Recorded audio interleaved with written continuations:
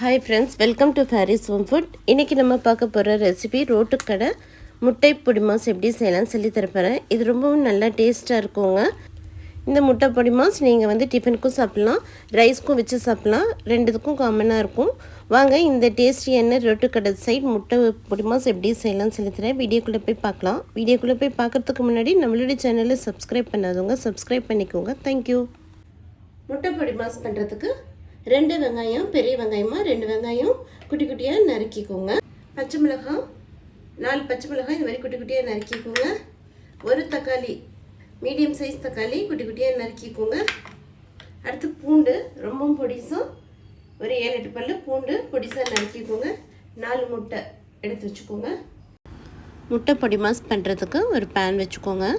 Pan சூடானதும் தேவையான அளவுக்கு எண்ணெய் போட்டுக்கோங்க. எண்ணெய் சுடானதும் குட்டியாக நறுக்கின 7-8 பூண்டு போட்டுக்கோங்க. நம்ம இப்போ பூண்டு எதுக்காக போடுறோன்னா, நிறைய பேர் முட்டை சாப்பிட்டா செரிமானம் ஆகாதுன்னு சொல்லுவாங்க. அதுக்காக தான் நம்ம இந்த பூண்டு போட்டிருக்கோம். செரிமானம் பிரச்சனை இருக்காது. குட்டி குட்டியாக நறுக்கி பூண்டு போட்டுக்கோங்க. என்ன குழந்தைங்க சாப்பிடும்போது பூண்டு வாயில் பட்டதுன்னா அப்புறம் பூண்டு சாப்பிட மாட்டாங்க, முட்டை வேணான்னு சொல்லிடுவாங்க. அதனால் எவ்வளோ பொடியாக நறுக்க முடியுமோ அவ்வளோ குட்டியாக பொடியாக நறுக்கிக்கிட்டு போட்டிங்கன்னா முட்டையோட மிக்ஸ் ஆச்சுன்னா சாப்பிட்டுப்பாங்க, ஒன்றும் தெரியாது. ரொம்ப பூண்டு வதங்கணும்னு அவசியம் கிடையாது. இப்போ நறுக்கி வச்சுருக்கிற 2 பெரிய வெங்காயம் போட்டுக்கோங்க. இதையும் நல்லா குட்டியாக நறுக்கிக்கோங்க. வெங்காயமும் போட்டு நல்லா வதக்கிக்கோங்க. ஒரு கொத்து கருவேப்பிலை போட்டுக்கோங்க. நறுக்கி வச்சுருக்கிற 3 பச்சை மிளகாய் போட்டுக்கோங்க. பச்சை மிளகாய் போட்டுட்டு நல்லா வதக்கி விட்டுக்கோங்க. முட்டைக்கு தேவையான அளவுக்கு கொஞ்சமாக உப்பு போட்டுக்கோங்க. உப்பும் போட்டுட்டு நல்லா மிக்ஸ் பண்ணி விட்டுக்கோங்க. வெங்காயத்தோடு போடும்போது வெங்காயம் சீக்கிரமாகவே வதங்கிடும். பாருங்கள், நல்லா வதக்கிக்கோங்க. இப்போ பழுத்த தக்காளியாக குட்டி தக்காளி, ஒரு தக்காளி பொடிசாக நறுக்கி போட்டுக்கோங்க. ரொம்பவும் பெருசாக நறுக்கிடாதீங்க. குட்டியாக நறுக்கி போட்டிங்கன்னா முட்டையோட போய் நல்லா மிக்ஸ் ஆகிடும். தக்காளி நல்லா சாஃப்ட் ஆகிற வரைக்கும் நல்லா வதக்கிக்கோங்க. 1/4 டீஸ்பூன் மஞ்சள் தூள் போட்டுக்கோங்க. 1/2 டீஸ்பூன் வெறும் மிளகாய் தூள் போட்டுக்கோங்க. உங்களுக்கு காரத்துக்கு ஏற்ற மாதிரி போட்டுக்கோங்க. நம்ம ஆல்ரெடி 3 பச்சை மிளகாய் போட்டிருக்கோம். 1/4 டீஸ்பூன் மிளகாத்தூள் போதும். உங்களுக்கு காரம் தேவைன்னா இன்னும் நீங்கள் 1/4 டீஸ்பூன் எக்ஸ்ட்ரா போட்டுக்கலாம். போட்டு நல்லா மிக்ஸ் பண்ணி விட்டுக்கோங்க. வெங்காயம் தக்காளியோட மசாலா வாசனை போகட்டும். ஒரு 2 நிமிஷம் அடுப்பு சிம்மில் வச்சு மூடி போட்டுருங்க. 2 மினிட்ஸ் ஆயிடுச்சு. பாருங்கள், 2 மினிட்ஸில் நல்லா மசாலா வாசனை எல்லாம் போயிடுச்சு. இப்போ நம்ம முட்டை உடச்சி ஊற்றிக்கலாம். அடுப்பு சிம்மில் வச்சுருங்க. சிம்மில் வச்சுட்டு ஒரு முட்டையாக உடச்சி ஊற்றிக்கோங்க.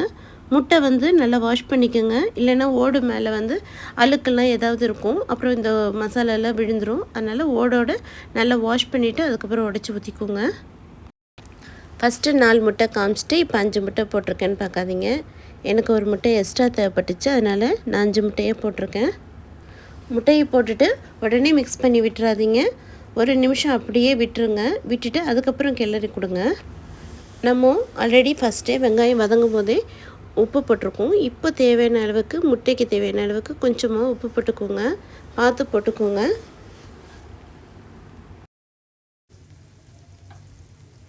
முட்டையை போட்டுட்டு உடனே மிக்ஸ் பண்ணாதீங்க. லைட்டாக இந்த மாதிரி இப்படி பண்ணி விட்டுக்கோங்க. ரொம்பவும் நீங்கள் இப்போவே உடச்சி விட்டுட்டிங்கன்னா முட்டை ரொம்ப குழஞ்சி போயிடும். அதனால் இப்படி பண்ணி விட்டுக்கோங்க. ஒரு நிமிஷம் கழித்து முட்டையை உடச்சி விட்டுக்கலாம். அப்போ நல்லா உதிரி உதிரியாக இருக்கும். பாருங்கள், ஓரெல்லாம் நல்ல பபிள்ஸ் மாதிரி வர ஆரம்பிக்குது. இப்போ இந்த ஸ்டேஜில் மெதுவாக அப்படியே உடச்சி விட்டுக்கோங்க. சும்மா ரொம்பவும் ஹார்டாக நம்ம கிளறி கொடுக்கக்கூடாது. சும்மா லைட்டாக இப்படி கிளறி கொடுத்துக்கோங்க. அப்படியே கிளறி கொடுத்துட்டு ஒரு நிமிஷம் மட்டும் அப்படியே விட்டுருங்க. ஒரு நிமிஷம் கழித்து மறுபடியும் கிளறி கொடுத்துக்கலாம். பாருங்கள், ஒரு நிமிஷம் ஆயிடுச்சு. இப்போ மறுபடியும் பாருங்கள், இந்த மாதிரி இருக்குது பார்த்தீங்களா, இந்த டைமுக்கு உடச்சி விட்டுக்கோங்க.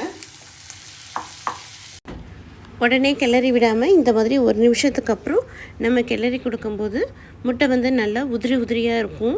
உடனே நம்ம வந்து ரொம்ப ஹார்டாக கிளறி விட்டால் அப்படியே கொல கொலன்னு ஒரு மாதிரி உதிரி உதிரியாக இல்லாமல் இருக்கும். இந்த மாதிரி உதிரி உதிரியாக இருக்கும்போது சாப்பிட்றதுக்கு ரொம்பவும் நல்லா டேஸ்ட்டாக இருக்கும்.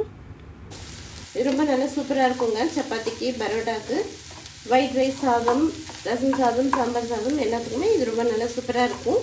டிஃபனுக்கும் ரொம்பவும் நல்லாயிருக்கும். பாருங்கள், நல்லா மிக்ஸ் பண்ணி விட்டாச்சு. பாருங்கள் எந்த அளவுக்கு நல்லா உதிரி உதிரியாக இருக்குது பாருங்கள். ரோட்டு கடை ஸ்டைல் அதே டேஸ்ட்டில் உங்களுக்கு முட்டை பொடி மாஸ் வேணும்னா கடைசியாக ஒரு டீஸ்பூன் சிக்கன் மசாலா தூள் போட்டுக்கோங்க. நான் இன்றைக்கி ஆச்சி சிக்கன் மசாலா தூள் போட்டிருக்கேன். உங்கள் விருப்பம்தான், உங்களுக்கு வேணும்னா நீங்கள் போட்டுக்கோங்க, வேணும்னா நீங்கள் போட வேண்டாம். ஆனால் உங்களுக்கு அதே ரோட்டு கடை டேஸ்ட் வேணும் அப்படின்னா இந்த முட்டை பொடி மாஸ்க்கு ஒரு டீஸ்பூன் சிக்கன் மசாலா தூள், உங்கள்கிட்ட என்ன சிக்கன் மசாலா தூள் இருக்கோ நீங்கள் அதை போட்டுக்கலாம். மசாலா தூள் போட்டுட்டு ஒரு நிமிஷம் மட்டும் கிளறி கொடுத்தீங்கன்னா போதும். இப்போ கடைசியாக கொஞ்சமாக கருவேப்பிலையை போட்டுக்கோங்க. போட்டுட்டு நல்லா கிளறி கொடுத்துட்டு ஒரு நிமிஷம் மட்டும் கிளறி கொடுத்தீங்கன்னா போதும். ஸ்டவ் வந்து ஆஃப் பண்ணிக்கலாம். சிக்கன் மசாலா தூள் போட்டு ஒரு நிமிஷம் கிளறி கொடுத்தா போதும். பாருங்கள், சூப்பராக நல்லா உதிரி உதிரியாக முட்டை பொடி மாஸ் ரெடி ஆகிடுச்சு. இப்போ வாங்க இது ஒரு பிளேட்டுக்கு மாற்றிக்கலாம். ஸ்டவ் ஆஃப் பண்ணிக்கோங்க. பாருங்கள், சூப்பரான டேஸ்டியான ரோட்டு கடை ஸ்டைல் முட்டை பொடி மாஸ் ரெடி ஆகிடுச்சு. சிக்கன் பவுடர் போட்டு சூப்பராக நல்லா கமகமன் வாசனையாக இருக்குது. குழந்தைங்களுக்கும் டிஃப்ரெண்ட்டாக இந்த மாதிரி பொடி மாஸ் பண்ணி கொடுத்தீங்கன்னா எல்லாம் விரும்பி சாப்பிடுவாங்க. இதே போல் நீங்களும் ட்ரை பண்ணி பாருங்கள். இந்த வீடியோ பிடிச்சிருந்ததுன்னா லைக் பண்ணுங்கள், ஷேர் பண்ணுங்கள், சப்ஸ்கிரைப் பண்ணுங்கள். தேங்க்யூ ஃபார் வாட்சிங். பாய்.